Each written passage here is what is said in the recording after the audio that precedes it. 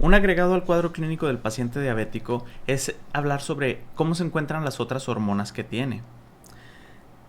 Es una especie de derivado del concepto de que se encuentra en estado catabólico y el paciente diabético, recuerda, está en estado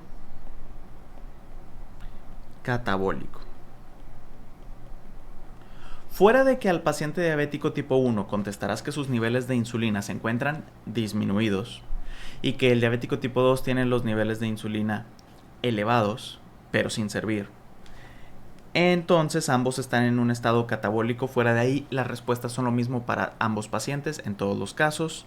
Un paciente diabético está en estado catabólico no solo por la disfunción de la insulina, sino porque al momento que las células no logran recibir su glucosa necesaria, la glucosa que las células necesitan para sobrevivir o para nutrirse, que entra gracias a la acción de la insulina a través del GLUT4, por ejemplo, en ese instante se detona una serie de mecanismos reguladores mal puestos. Se detona que todas las otras hormonas generen una acción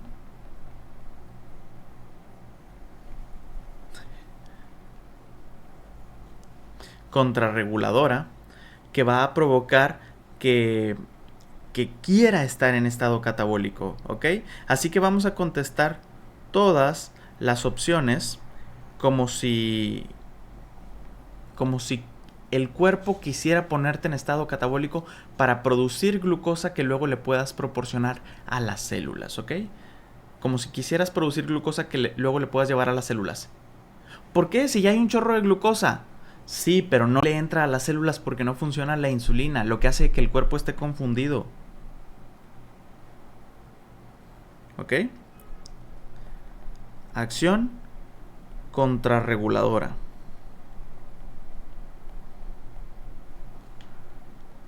Que quiere poner al cuerpo en catabólico.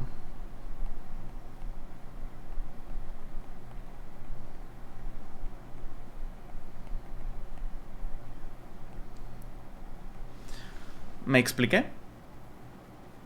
Vas a contestar las hormonas como el cuerpo queriendo llevar a un estado catabólico el organismo.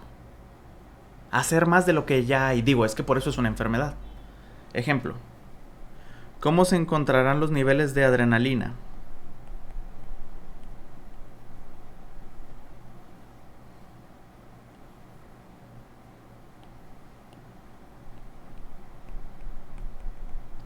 ¿Cómo van a estar los niveles de adrenalina?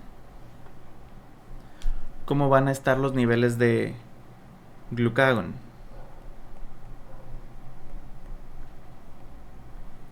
¿Cómo van a estar los niveles de hormona? ¿Qué tal?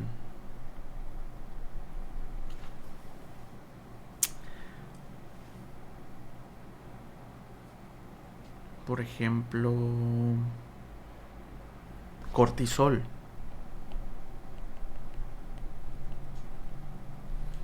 ¿Cómo van a estar? La adrenalina, el glucagón y el cortisol son las tres principales hormonas catabólicas. Y en los pacientes diabéticos estas se encontrarán aumentadas.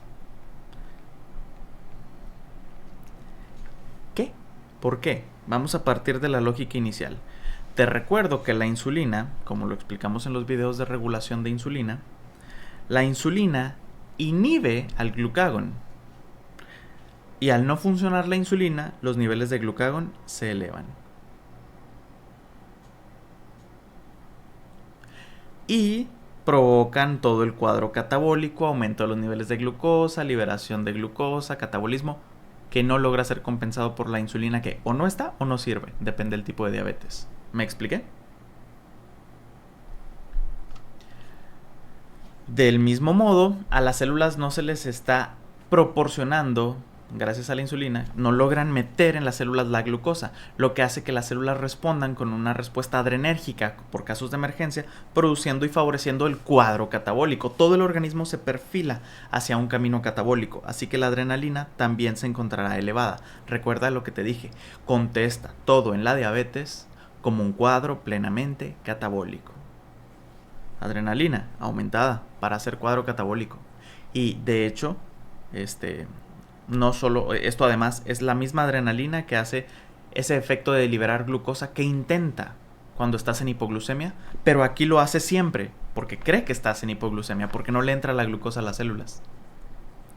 Y el cortisol, ante la situación donde no le entra la glucosa a tus células y el estrés metabólico y el estrés corporal, el cortisol también se produce, complicando aún más el cuadro de catabolismo, degradando todos tus productos corporales para fabricar y liberar glucosa. Estos son conceptos súper importantes de examen. Estas son las formas en las que se encuentran los niveles de adrenalina, glucagón y cortisol en el paciente diabético.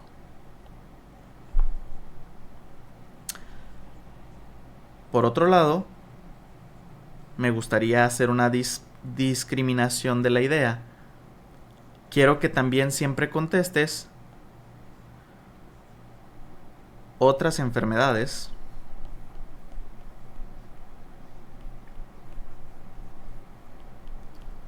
como tienen la insulina.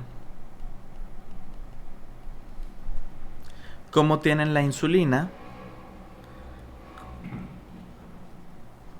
¿Cómo tienen la insulina?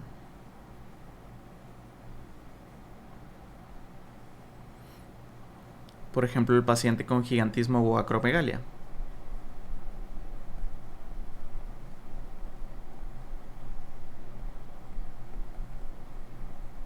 ¿Cómo lo tienen?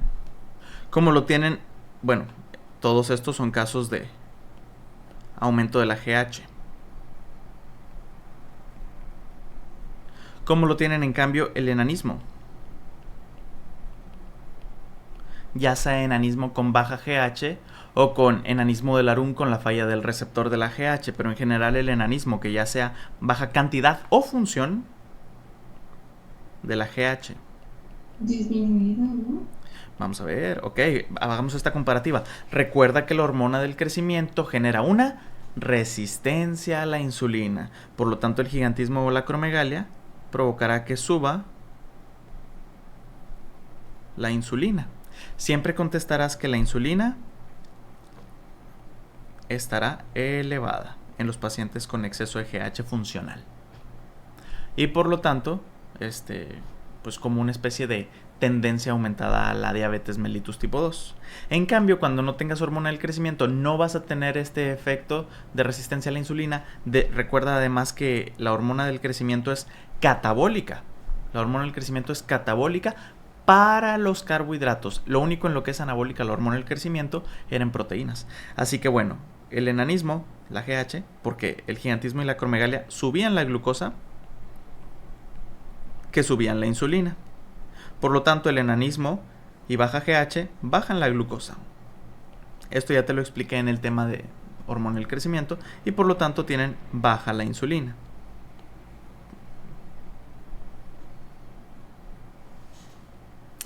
¿Podemos pensar en alguna otra enfermedad que sube la glucosa? Claro que sí, ¿verdad? El Cushing. Cushing, con aumento del cortisol, ¿qué va a tener? También genera un cuadro catabólico que libera mucha glucosa. Y este aumento de la liberación de glucosa provoca un aumento en la secreción de insulina para intentar guardar toda esa glucosa que el cortisol estuvo liberando. Y también una tendencia aumentada a la diabetes mellitus tipo 2. Estos dos pacientes quiero que siempre recuerdes que tendrán la insulina elevada y además por lo tanto empezarán a presentar resistencia a la insulina y probablemente les encuentres el dato clínico de acantosis nigricans. No se me confundan.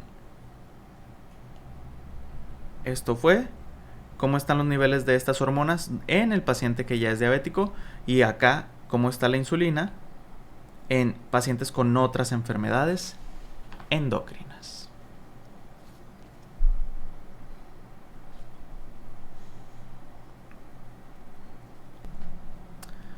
también, dato extra, para que no se nos olvide, los niveles de GH, hormona del crecimiento, se van a encontrar curiosamente elevados en el paciente que es diabético.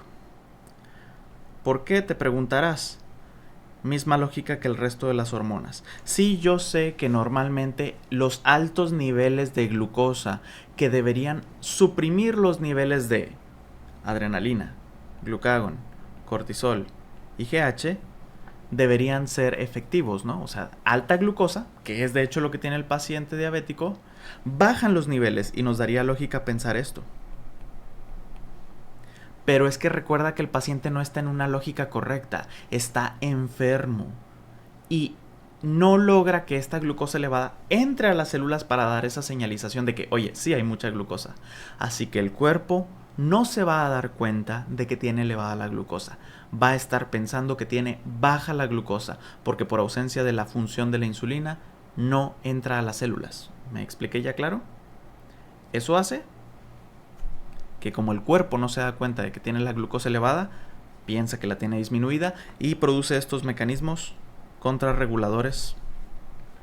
Sube la adrenalina, glucagón, cortisol, GH, todo lo que es catabólico en carbohidratos para liberar glucosa. De hecho, son parte del problema del diabético. Le complican su problema. No es solo la ausencia de la hormona que guarda la glucosa, es que como no logra mandar esa señal de meter glucosa, se producen todas las que liberan la glucosa.